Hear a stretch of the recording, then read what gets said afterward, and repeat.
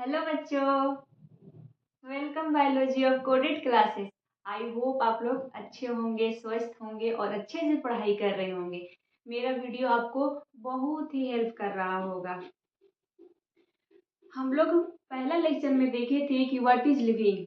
Living क्या है। हम लोग बच्चे क्लास में पढ़ते थे व्हाट इज लिविंग। कोई पूछे हमें तो हम बताते थे जिसके अंदर जान हो उसे हम लिविंग कहते हैं।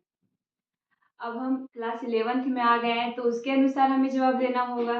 तो हमारे बायोलॉजी के एनसीईआरटी बुक में ये बताया गया है कि व्हाट इज लिविंग। लिविंग को हम कैसे डिफाइन करेंगे, उसमें कुछ कॉन्सेप्ट दिए हुए हैं। उस कॉन्सेप्ट के बेसिस पे हम ये बताएंगे कि लिविंग है क्या।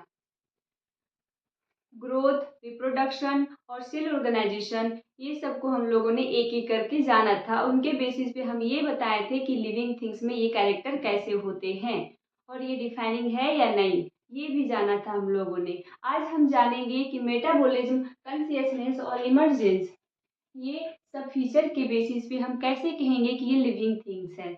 हम लोगों ने 3 कॉन्सेप्ट अच्छे से क्लियर किया है। अब ये 3 बचे हुए हैं, इन्हें भी अच्छे से एक एक करके क्लियर करेंगे और आपको अच्छे से समझ में आएगा। अगर आप पूरा वीडियो देखेंगे तो आपको पूरे अच्छे तरीके से समझ में आएगा। अगर आप बीच में ही छोड़ देंगे तो हो सकता है कि आपको ना समझ में आए, इसीलिए आप पूरा वीडियो देखा कीजिए। आइए हम लोग आगे पढ़ते हैं। मेटाबॉलिज्म। मेटाबॉलिज्म है क्या। हमारा शरीर केमिकल से मिलकर बना हुआ है। हमारे शरीर में बहुत सारे ऐसे रिएक्शन हैं जो होते रहते हैं, टूटते रहते हैं और बनते रहते हैं। मेटाबॉलिज्म का मतलब होता है ग्रुप ऑफ मेटाबॉलिक रिएक्शन। और मेटाबॉलिक रिएक्शन 2 तरह के होते हैं, कैटाबॉलिक और एनाबॉलिक। मेटाबॉलिक रिएक्शन कितने तरह के होते हैं? 2 तरह के, कैटाबॉलिक रिएक्शन और एनाबॉलिक रिएक्शन। कैटाबॉलिक रिएक्शन का मतलब होता है रिएक्शन का टूटना और एनाबॉलिक रिएक्शन का मतलब होता है रिएक्शन का बनना। एक मॉलिक्यूल से 2 मॉलिक्यूल्स में टूटना ही कैटाबॉलिक रिएक्शन कहलाता है और कुछ मॉलिक्यूल्स मिलकर एक सिंपल बायोमोलिक्यूल्स बनाए उसे हम एनाबॉलिक रिएक्शन कहते हैं। कैटाबॉलिक और एनाबॉलिक रिएक्शन जिसमें होता है उसे हम मेटाबॉलिक रिएक्शन कहते हैं। और group of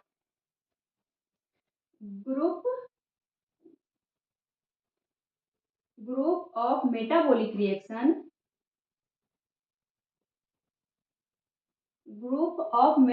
reaction is called metabolism.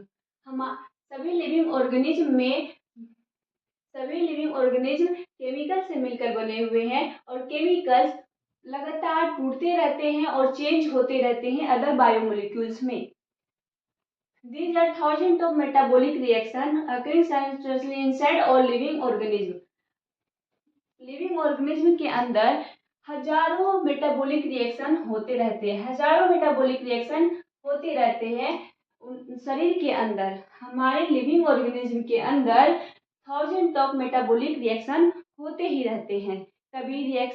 कभी टूटता है बायोमोलिक्यूल्स तो कभी कंबाइन करता है।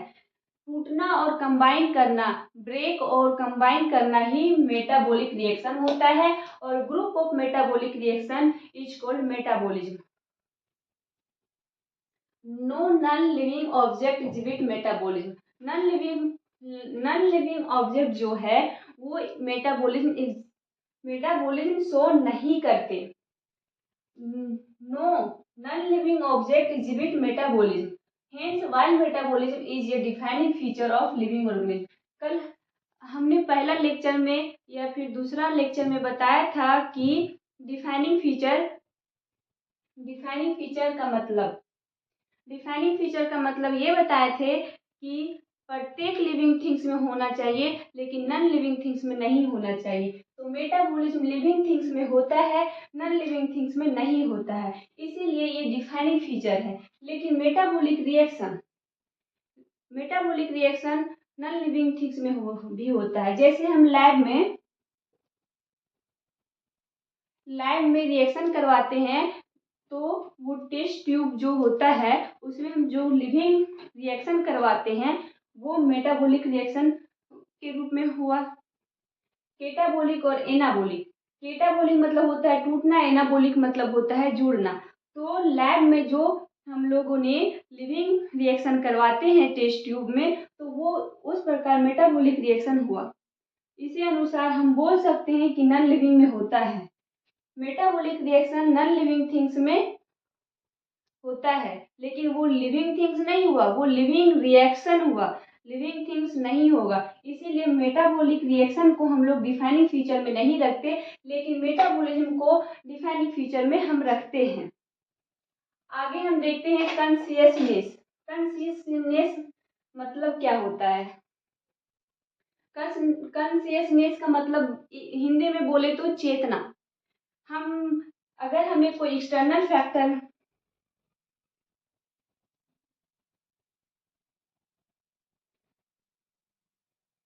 कॉन्शियसनेस का मतलब मैं समझाती हूँ। Ability to sense their surrounding और environment or response to this environment stimuli. हमारे अंदर क्षमता, एबिलिटी टू सेंस करने का जो क्षमता है हमारे सराउंडिंग में और उसके प्रति जो रिस्पॉन्स करते हैं उसी को हम कॉन्शियसनेस कहते हैं। इन्वायरमेंट स्टिमुलाई का मतलब होता है external factor,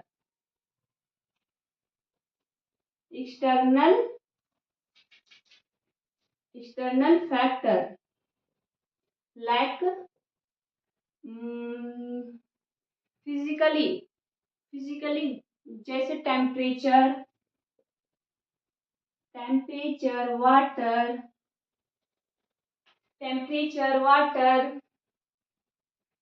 other organism, pollutant, ये सब हमारे एक्सटर्नल फैक्टर हुए। एक्सटर्नल फैक्टर को ही हम लोग इन्वायरमेंट स्टिमुलाई कहते हैं, जिसके प्रति हम रिस्पॉन्स करते हैं। हम पहले एक्सटर्नल फैक्टर को सेंस किया, उसके बाद हम उसके प्रति रिस्पॉन्स किए, उसी को हम कॉन्शियसनेस कहते हैं। मान लीजिए यहाँ पे हॉट, वार्म या हॉट सब्सटेंस है, हॉट या वार्म,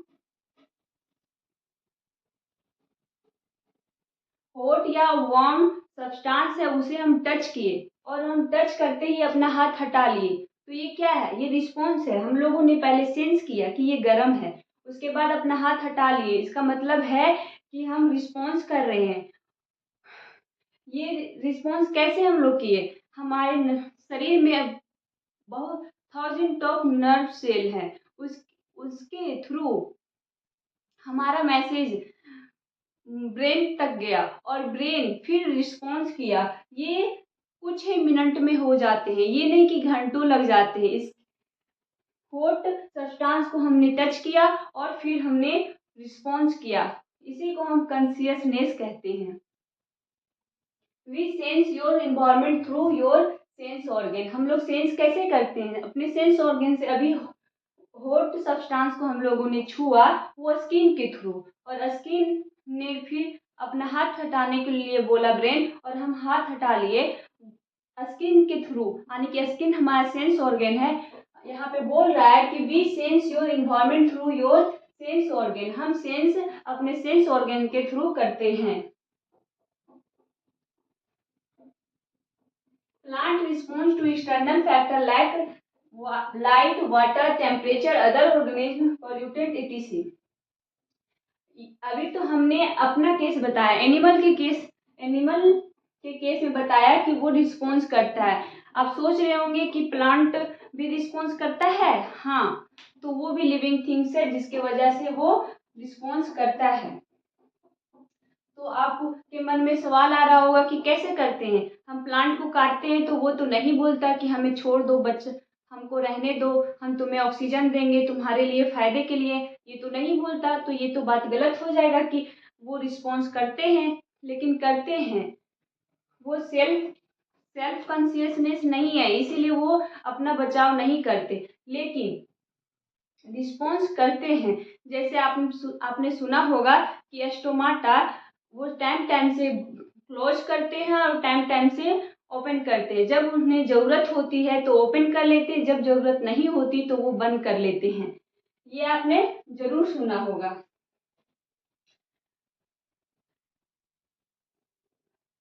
फोटो पीरियड इफेक्ट, जैसे इसका एग्जांपल एक और मैं बताती हूँ कि प्लांट कैसे रिस्पॉन्स करते हैं।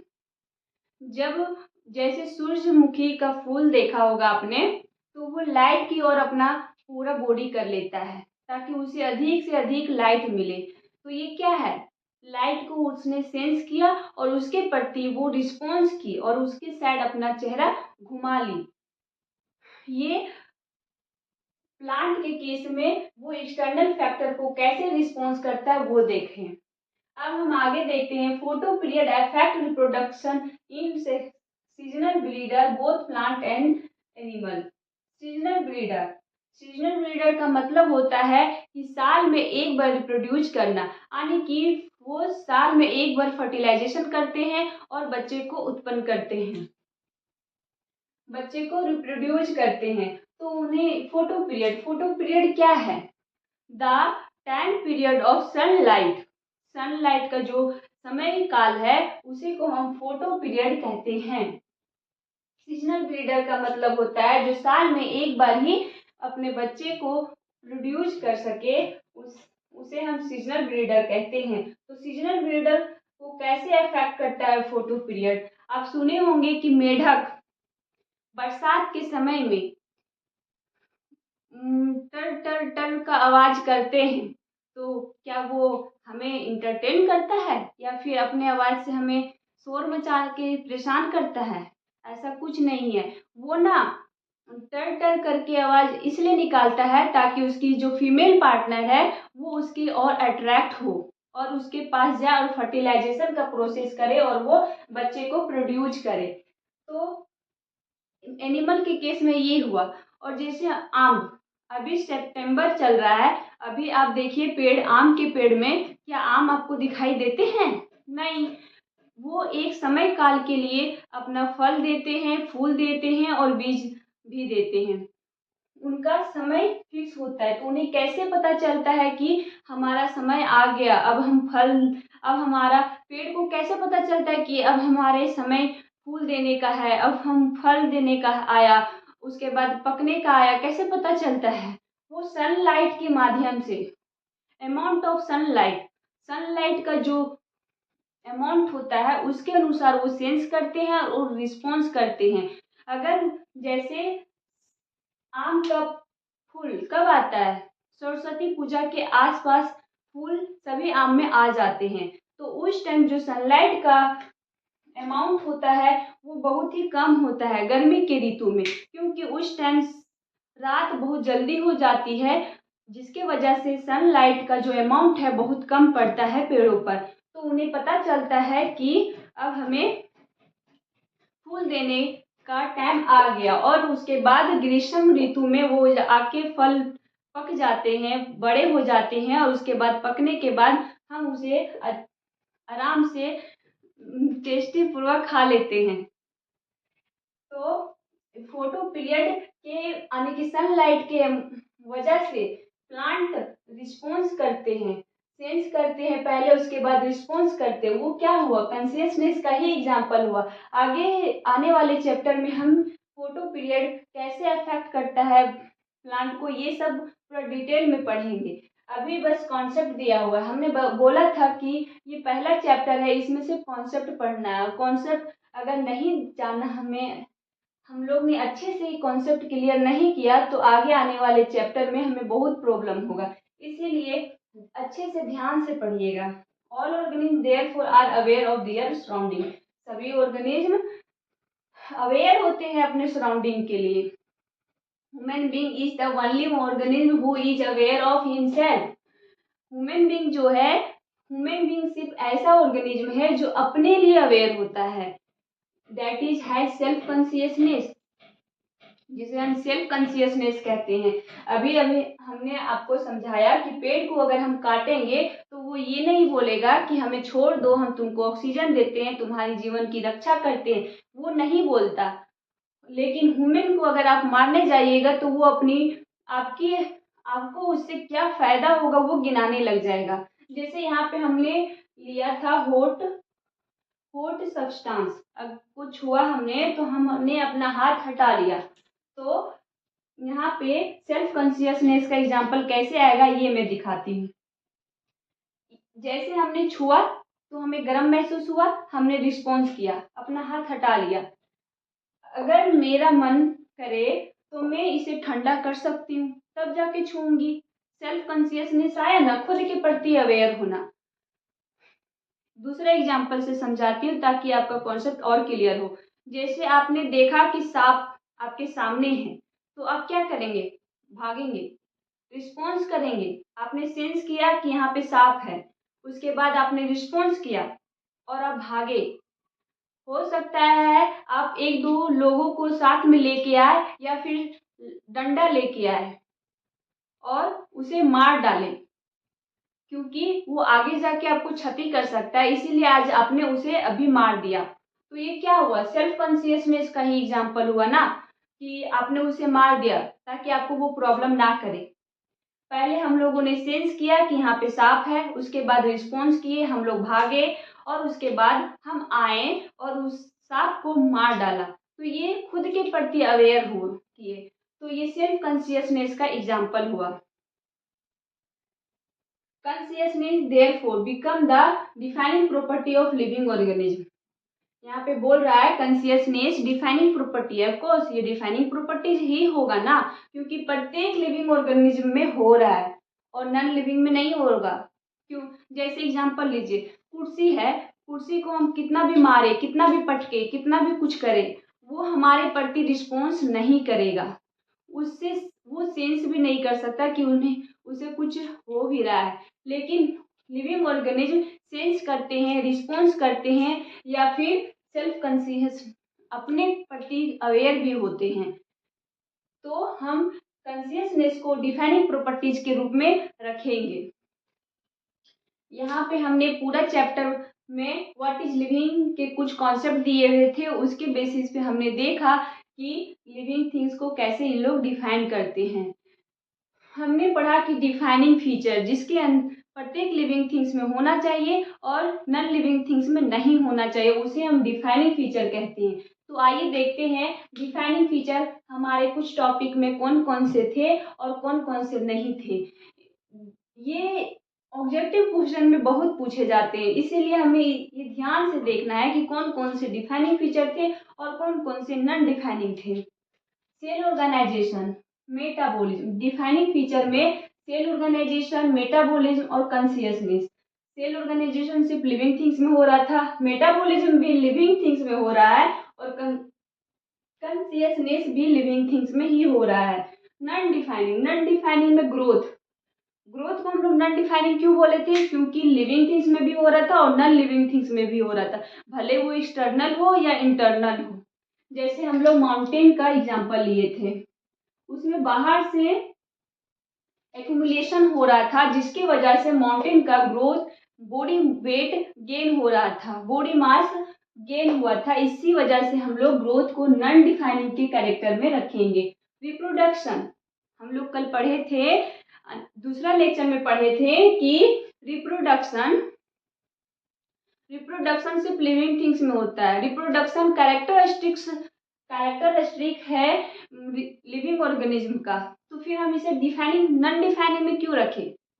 इसे डिफाइनिंग में क्यों नहीं रखे? ये तो मन में क्वेश्चन आ रहा होगा। तो हमने ये भी देखा था कि कुछ लिविंग ऑर्गेनिज्म में रिप्रोडक्शन नहीं होता, जैसे इनफर्टाइल कपल, बांझपन, कुछ ह्यूमन बींग्स में बांझपन आ जाती है। तो हम लोग डिफाइनिंग फीचर का मतलब ये जाना था कि प्रत्येक लिविंग ऑर्गेनिज्म में होना चाहिए, प्रत्येक लिविंग ऑर्गेनिज्म में होना चाहिए। नॉन लिविंग ऑर्गेनिज्म में नहीं होना चाहिए। तो यहाँ पे रिप्रोडक्शन इनफर्टाइल कपल में नहीं हो रहा। म्यूल्स, खच्चर, म्यूल्स कभी बच्चा प्रोड्यूस नहीं करता। अगर दूसरा म्यूल्स चाहिए तो हमें घोड़े और गधा को गधा और घोड़ा का फर्टिलाइजेशन करेंगे, उसके गैमेट के थ्रू हम, जैसे म्यूल्स, अगर दूसरा म्यूल्स बनाना है तो हमें घोड़ा और गधा दोनों को गैमेट लेना होगा और उस फर्टिलाइजेशन के प्रोसेस के थ्रू हम फिर बच्चे को रिप्रोड्यूस करेंगे। तो म्यूल्स भी कभी एक बच्चा प्रोड्यूस नहीं करता। इनफर्टाइल कपल नहीं करते, म्यूल्स नहीं करते। इसी तरह कुछ ऑर्गेनिज्म है जो बच्चे प्रोड्यूस नहीं करते, जैसे वर्कर बी, मधुमक्खी जो वर्कर बी होती है वो बच्चे प्रोड्यूस नहीं करते। एक रानी क्यून बी होती है, वही सिर्फ बच्चे को प्रोड्यूस कर सकती है, लेकिन वर्कर बी कभी बच्चे प्रोड्यूस नहीं करती।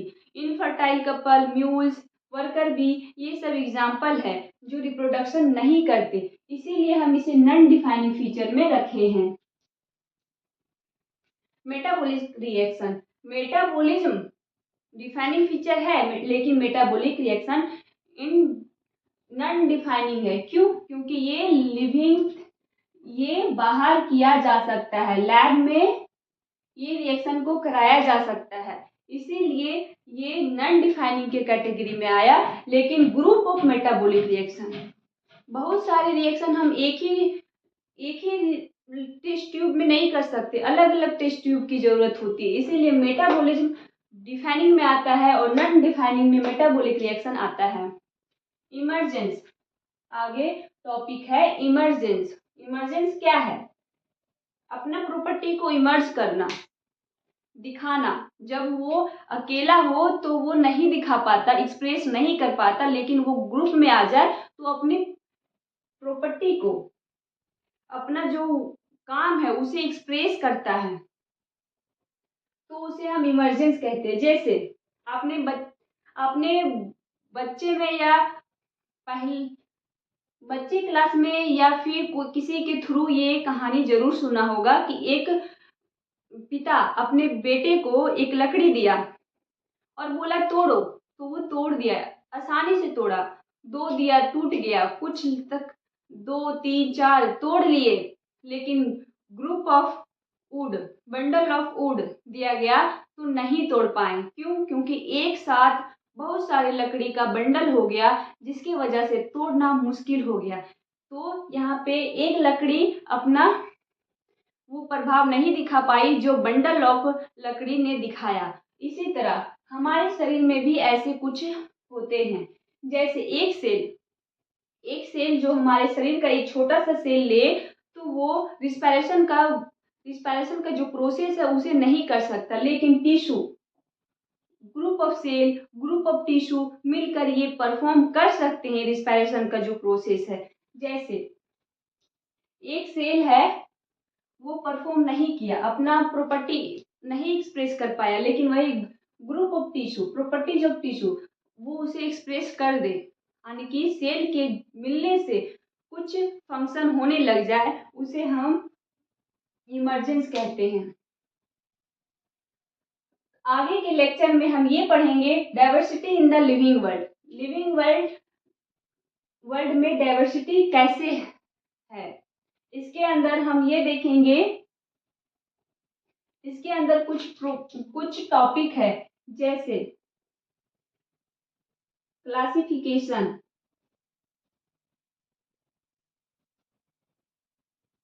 नोमेनक्लेचर,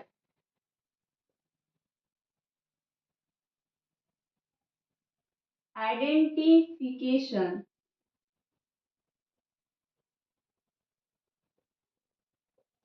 कुछ टॉपिक इसी तरह हैं और उसे हम अगले लेक्चर में डील करेंगे। आई होप आप लोग को ये वीडियो अच्छे से समझ में आया हो। अगर ना समझ में आए तो हमें कमेंट करें, ताकि हमें पता चले कि आपको कौन सा टॉपिक नहीं समझ में आया, उसे हम अलग से वीडियो बना के आपको प्रोवाइड करेंगे ताकि आपको अच्छे से समझ में आए। आई होप मेरा वीडियो आपके लिए हेल्पफुल हो रहा होगा। आप इनसे कुछ न कुछ सीख रहे होंगे।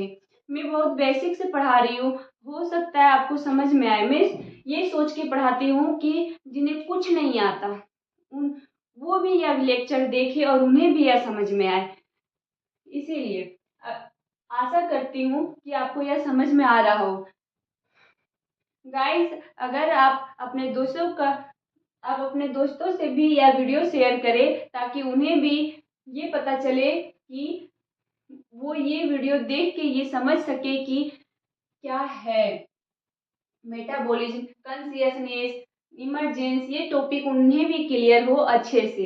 इसीलिए शेयर करना ना भूलें, कमेंट भी करें जो टॉपिक ना समझ में आए। अगर हमारे चैनल पे आप नए हैं तो सब्सक्राइब करें एंड लाइक जरूर करें। थैंक यू, धन्यवाद।